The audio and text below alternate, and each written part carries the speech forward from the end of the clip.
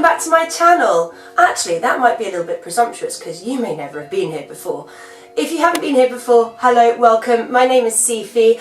I'm a personal trainer and nutritional coach, and I specialise in women's weight loss and body recomposition. And I have quite a 360-degree approach to weight loss, which encompasses education, food education, lifting, behavioural changes, creating, forging new habits. You've actually joined me at part 2 of my nutrition label series. If you didn't see the last video I did, I'm going to put a card up here, and I urge you to go and check that video out before you go into this video. We discussed where calories are in food, we talked about government guidelines and recommendations for calories, macronutrients and salt. We looked at the daily reference intake on food packaging, which then led us on to discussing the traffic light box on the front of food packaging. We looked at whether a food is high, low or moderate in overall calories, salt, sugar and saturated fats. So I think it's really worthwhile that you go over, you check out that video, make sure that you are up to scratch with everything, because this video will also make a lot more sense for you. Let's just take a little pause here. You go away and check out that video. I'm going to make myself a cup of tea or a drink, and I'll wait until you've watched it and we can reconvene from there.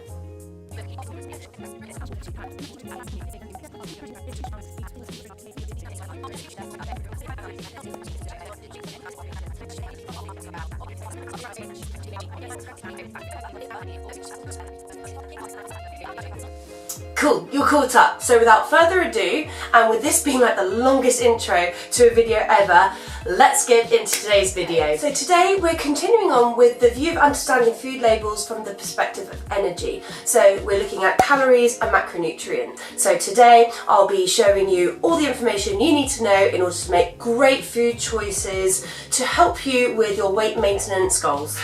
We don't need to have nutrient information on single ingredient foods. So think things like a banana, a potato, apple. So you won't find nutritional labels on those necessarily, but other food products legally have to have nutritional information on the packaging.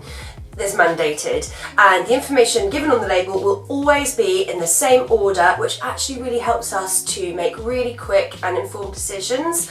I do love a bit of standardising, it just makes things so much easier. You have 2 types of nutritional labelling which feature on the back of packaging. So one looks like this and one looks like this. One's horizontal and one's vertical. It's all the same information, it just looks a little bit different, and so we'll take a little bit of a closer look at that in a minute. Although the information is the same and in the same order, there will sometimes be a few things that look a little bit different. So number 1, some packages will not have the percentages of the RDA all over them, and that's okay. In fact, I actually prefer it, but we'll look at that also in some detail in a minute. Some packages will just give the nutritional breakdown per 100 gram of the product, and then some packages will have both the nutritional breakdown per 100 grams as well as information per serving size. The serving size is not a legal requirement, it's only an advised quantity that's left to the discretion of the distributor.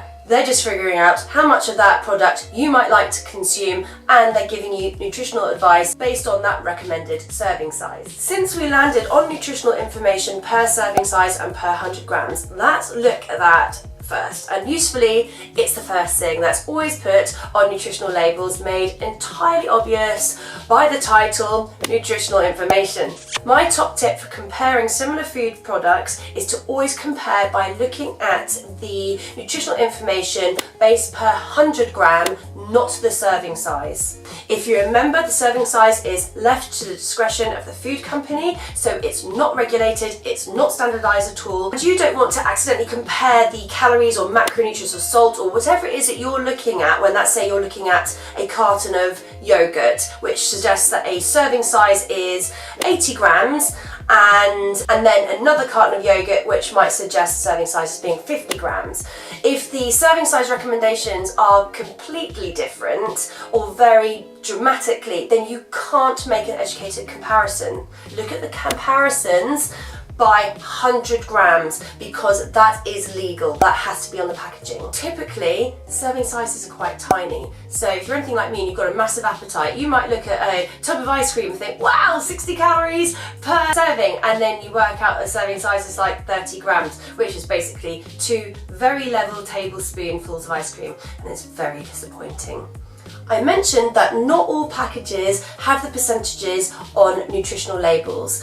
If you remember from the last video, we talked about the reference daily intake of an average adult, which looks like this on packaging. So the percentages are just letting you know how much per serving size that product goes towards your RDA, which is your recommended dietary allowance, or most typically it's known as being, or referred to as being, your recommended daily allowance. If you can see here, we know that the reference intake of an average adult is 2,000 calories per day. This product is around 200 calories per portion size, and 200 is 10% of 2,000. So bang, there it is on your packet. Anyone who works with me or any nutritional coach who has their own fully customized nutritional numbers, which is your macros and your calories and your fibers and your energy split, you really just don't need to pay attention to these percentage signs because you've got your own percentages that you're working off of. By looking at the government recommendations for percentages, I don't find it terribly useful for gleaning too much information about my own personal consumption, but I do think it's very necessary that they are on packages for the average individual going about their daily business who just wants a little bit of guidance and advice on what they should be eating and in how much. But please remember, this is a mini series looking at the key things on nutritional labels so we can better manage our weight and our weight loss goals. There is many things that we can look at, but we're just looking at the energy balance. So underneath the serving size, they give you the caloric information, which we'll chat about a bit more in a moment after we go through the breakdown of macronutrients as we work down the label. First thing's going to come up is fat. This is total fats, which includes your good fats, which are poly and monounsaturated fats, and also your saturated fats. It won't always separate out your poly and monounsaturated fats, or your healthy fats rather, but it will always separate out your saturated fats. Some labels will make mention of trans fats, but rarely in England or any British labelling are you going to see trans fats being highlighted. Trans fats really do require a video all of their own, so we'll leave that for this video. I will do a video on trans fats. The top thing that you really want to look out for is the term hydrogenated fats on your nutrition label. Anything that suggests there's hydrogenated fats on the label, then you want to put that product down and run away. Next on the labels, you'll have carbohydrates. Now, these are carbohydrates which include sugar and fibre. Some labels will break carbohydrates down further and they will look at added sugar as well, but it's not always on the label. We'll then let you know your protein amount, followed by your salt. So that takes you all through the macronutrients, and then the labels will then go into breaking down the micronutrient details, which we aren't covering in this video. So micronutrients are incredibly important when it comes to health, which is why we're not going to cover it in this video. That's a whole different ballpark, so we're just going to bench that. I will do another video on micronutrition if anyone is interested in that. Carbs, fats, proteins are your macronutrients and therefore your calories. Calories and macronutrient split is really what makes the most impact on our weight and our body composition. So this is what you're going to be looking at on the labels. So overall fat, you're looking at overall carbohydrate, you're looking at overall protein, and finally you're going to be looking at your overall calories. If anyone is like me and is a little bit OCD when they like things to be completely equal and balanced and everything to measure up nicely, this is something that can be quite frustrating. Companies are allowed to round up their calories. By rights, your macronutrients should all match equally to that of the caloric load, but because the food companies are allowed to round up their calories, they will not always balance out, even though theoretically they should. This is why I encourage my clients to look at the macronutrients rather than overall calories when we are actually on a weight loss journey or a body compositional journey to change. This video is not to negate the importance of understanding things like fibre, sugar and micronutrients. As I said, and I'm going to reiterate it again, these are huge important components of overall health, but we just want to get the basics down. So when you're looking at getting your diet in order, there is a hierarchy of importance. First of all, you want to look at your overall calories. Then you want to look at your macronutrient split, and then you want to look at things like your micronutrients and tweaking things like your salts, your sugars, and your fiber intake.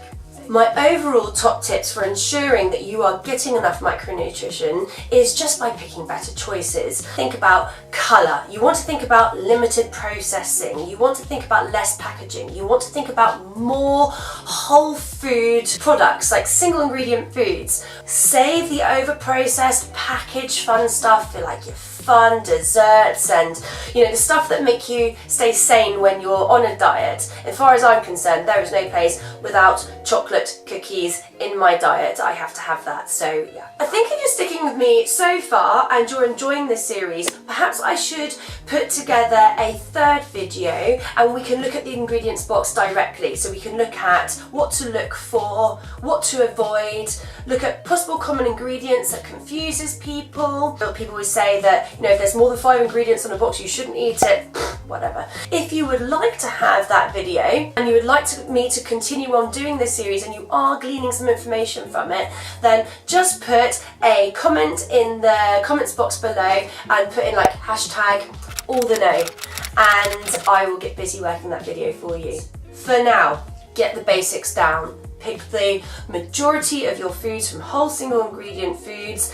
Eat lean protein, eat colour, eat complex carbohydrates, eat fruit, eat vegetables, drink lots of water. Try and eat foods higher in fibre. Try and eat foods a little bit lower in added sugar. Save some macros for your fun foods. Love your body, rest your body, work your body, love yourself. All of this is only as hard as you choose to make it. It really isn't hard to get yourself together. I promise you, this is what I teach my clients, this is how I work with my clients. I've loved chatting with you all today, as I do every single week. I'm here every single Thursday. I urge you to click the subscribe button, follow this little growing tribe over here on YouTube. If you haven't seen me over on Instagram, you can follow me over there. I post every single day something about family life, about food, about exercise, tips, mind setting, all that stuff, and I also post on Instagram stories every single day, cooking tutorials, tips, exercises, question and answers. So do come over and find me over there and introduce yourself. I'd love to meet you. I will see you all next Thursday. Until then, have a very safe week, have a very fit and well week, eat some good food, eat some fun food, and I'll see you next time. Thank you.